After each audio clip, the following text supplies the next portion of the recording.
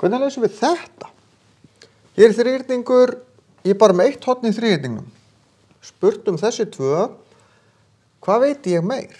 Ekkert annað horn inn í þríhyrningnum merkt. Jú, hér er 90 gráðu horn.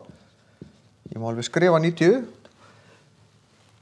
Ef ég þarf, hvað veit ég meir? Get ekkert gert við þetta í bili, get ég gert eitthvað við þetta?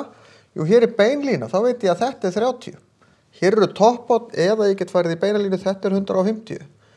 Þetta er 30. Maður leysir svona myndir með því að skrifa hvað veit ég og hvað get ég fundið út frá því sem ég veit. Nú veit ég allt í einu hérna 3 horn í ferhyrningi.